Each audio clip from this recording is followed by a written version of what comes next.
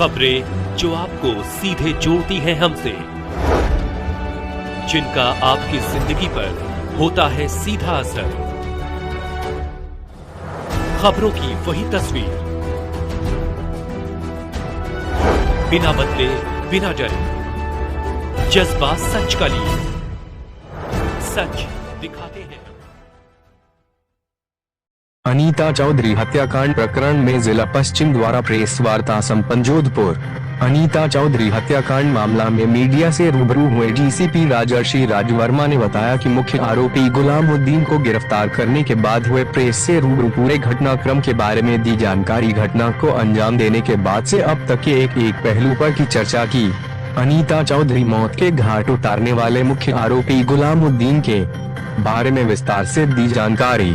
इस मौके पर जिला पश्चिम DCP Rajarshi Rajvarma, ADCP Nishant Bhardwaj, ACP Chhavi Sharma, Diwakar ji, Sardarpura थाना अधिकारी Dilip Singh, team number Mumbai, Nishant Bhardwaj, ADCP पश्चिम शकील अहमद निपू, शफीक मोहम्मद निपू, पिंटू कुमार उनी, नारायण सिंह सुनी, Shakeel Khan head constable, Kailash constable, Narendra Singh constable, Dalaram constable, Motilal constable, Kailash constable, Santram Meena constable, team number 2 cyber Jamshed Khan सुनी, राकेश सिंह सुनी, Prem Chaudhary head constable, Ramdayal head constable एवं आला अधिकारी आदि मौजूद रहे। जोधपुर से आशीष पुरोहित की रिपोर्ट। इसी चीज़ को लगातार फॉलो अप कर रहे थे। तो जैसे हमारी टीम बॉम्बे गई, दोनों एसएचओ काफ़ी अनुभवी एसएचओ और पूरी टीम स्पेशल जितने भी सीसीटीवी हम खंगाल सकते थे और जितने भी लोगों से पूछताछ कर सकते थे, जितने भी लोगों को पहचान सकते थे,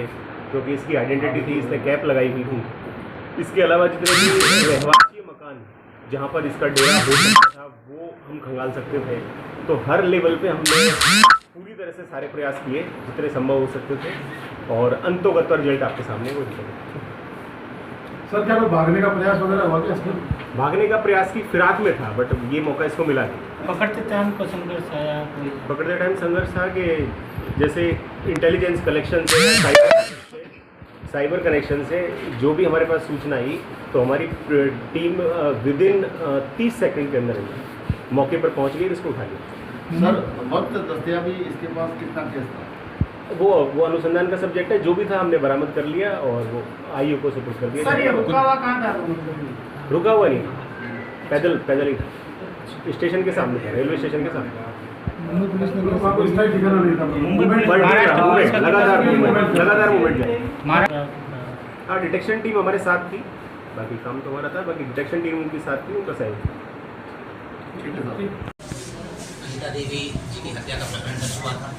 पिछले 7-8 दिनों में हमने एक जो सह आरोपी थी उनको हमने गिरफ्तार भी किया था। जितने साक्ष्य हम इकट्ठा कर सकते थे फोरेंसिक साक्ष्य मैंने इकट्ठा किए थे। जो मुख्य आरोपी था गुलामुद्दीन, पिछले 7-8 दिनों से भागा हुआ था, 29 तारीख को यहाँ से भागा था। हमारी करीब 20 लोगों की टीम एडिशनल डीसीपी वेस्ट के सुपरविजन में और एसएचओ बास्ती, एसएचओ पुरानाडा इनके साथ थे। हमारी करीब 20 लोगों की टीम निरंतर गुलामुद्दीन के पीछे भाग रही थी। यहाँ हेडक्वार्टर पर हमारी साइबर टीम जो है वो टेक्निकल साक्ष्य इकट्ठा कर रही थी और फील्ड टीम को जैसे जैसे जो सूचना आ रही थी वो सूचना प्रदान कर रही थी। और 7 दिनों के अथक प्रयास के बाद कल हमने जो मुख्य आरोपी है गुलामुद्दीन, उसको मुंबई सेंट्रल जो रेलवे स्टेशन है वहाँ से हमने दस्तयाब किया।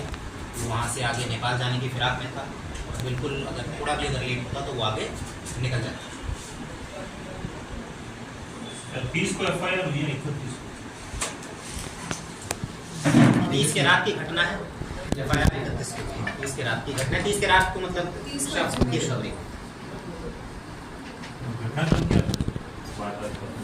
अभी तक जो चीज़ सामने है कि 31 घटना तो उससे 2 या 3 दिन पहले की है। बिल्कुल वो अभी पूरा जो क्रोनोलॉजी है, जो सीक्वेंस ऑफ इवेंट है, वो अभी अनुसंधान में, इनसे पूछताछ में भी वो सारी चीज़ें क्लियर सीक्वेंस तो बताया नहीं। उसकी वाइफ को उतना ही पता था जितना इसने बताया था। वो उसने बस यही बताया कि 28 तारीख के आसपास इस तरह की घटना हुई, जो उसके पूछताछ में था, ये पहले भी बता चुके हैं।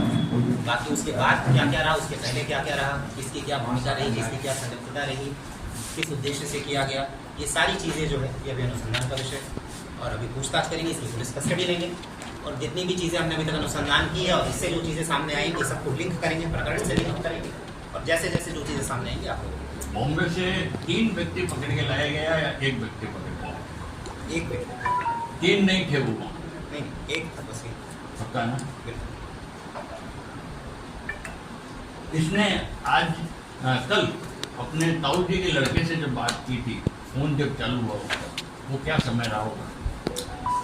कैसे बात की, क्या बात की, हम इसे कैसे पकड़ कर लाए वो हम बता नहीं सकते हैं, ठीक है। बट मैं अब ये बता सकता हूँ कि जितने भी हम टेक्निकल टूल्स इस्तेमाल कर सकते थे, जो भी हमारे और पास थे, रिश्तेदार कितने इन्वॉल्व हैं? ये सारी चीज़ें अनुसंधान का विषय। किसकी क्या संलिप्तता, एक बार मैं फिर से सबके बेनिफिट के लिए एक बार रिपीट कर रहा हूँ। कौन इन्वॉल्व है, कौन नहीं है, क्या उद्देश्य था, किसकी क्या भूमिका रही इस पूरे प्रकरण में, ये जब तक हम अनुसंधान नहीं करेंगे, इससे पूछताछ नहीं करेंगे, वो तो फाइनल हो जाएगा। अभी आपकी नज़र में भी कितने होंगे मुलजिम? अभी मैं इस पर कोई टिप्पणी नहीं कर सकता। सर पोस्टमार्टम का अब क्या सीन है, कुछ कोई वार्ता हुई? आज मेरे ख्याल से अभी वार्ता चल रही है, अभी वहाँ पर तेजा जी जो मंदिर है वहाँ पर कुछ कार्यक्रम है और अपने भी अधिकारी वहाँ मौजूद हैं। पूरा प्रयास किया जा रहा है कि जल्द से जल्द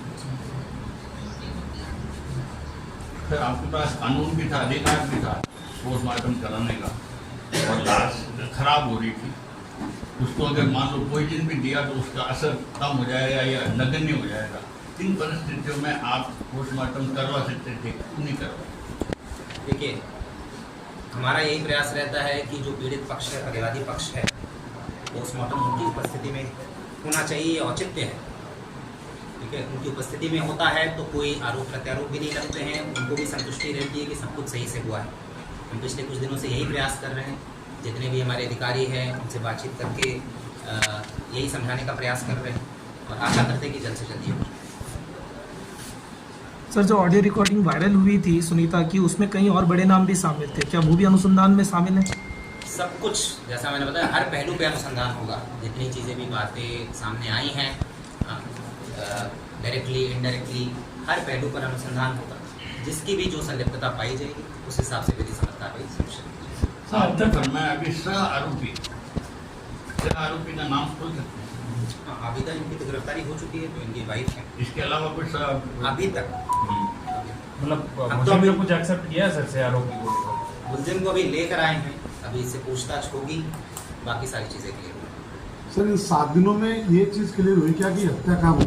जैसे उसे घर में बताया गया होता है जब एक्सहिबिशन होता है ना, जब क्रियाक्रम के बाद जब बॉडी जब निकालते हैं तब एसडीएम की उपस्थिति में होता है। ये तो जो एक परिवादी उसकी सूचना पर निकाला जा रहा था, उस वक्त ये पता भी नहीं था कि ये सही है, गलत है, क्या। सिर्फ आगे के निशानदेही। बिल्कुल, उन्होंने बताया कि ऐसी कोई चीज़ है, वो तो हम तस्दीक करने के कि ये सही है, गलत है, क्या नहीं है। सर घटना स्थल क्या था? जो आरोपी का घर है और उसके सामने वाला लाश में उसके सामने से तो थाना पुराना तो नहीं लगता था? ये कंटिन्यूइंग ऑफेंस है, एमपीआर 2 दिन पहले दर्ज हुआ था, ये कंटिन्यूइंग ऑफेंस है। वहाँ की तो जिंदा ही रही सर, बोराने का जब प्रोटेक्शन होते जब तक तो जिंदा ही थी। वो सब कुछ अनुसंधान में क्लियर हुआ, वो कब जिंदा थी, कब घटना घटी, वो सब तो धीरे धीरे करके क्लियर हो रहा है। जब एक एमपीआर कहीं दर्ज होता है और उसके आगे अगर कोई घटना होती है, हम तो उसको एक कंटिन्यूइंग ऑफेंस मान के चलते हैं। बाकी कहाँ घटना घटी, कैसे घटी, वो सब अनुसंधान में क्लियर होता है। सर अभी तक से वापस आज रिमांड लिया गया 6 दिन का, अब तक के पूछताछ में क्या है? जैसे मैंने बताया कि अभी तक उसके पूछताछ में जो आया है, अब इनके पूछताछ में जो आएगा सब चीज़ों को लिंक किया जाएगा और जब चीज़ें पूरी तरह स्पष्ट हो जाएंगी तभी हम बताएंगे। तो सर, जो संदिग्ध मामले जिनको गिरफ्तार किया गया, शांति बनने का प्रयास किया गया, क्या उनको आमने सामने बिठा के पूछताछ करने का भी है? जिसकी जरूरत पड़ेगी, हमें लगता है कि भाई किसी की कोई भूमिका आ रही है, उनको आमने सामने बिठाने की जरूरत है, बिल्कुल आमने सामने बिठाकर भी करेंगे, अलग अलग भी करेंगे, जितने भी टेक्निक्स हम इस्तेमाल कर सकते हैं सारे टेक्निक्स। एक क्षेत्र में आज वो गिरफ्तारी चाहिए।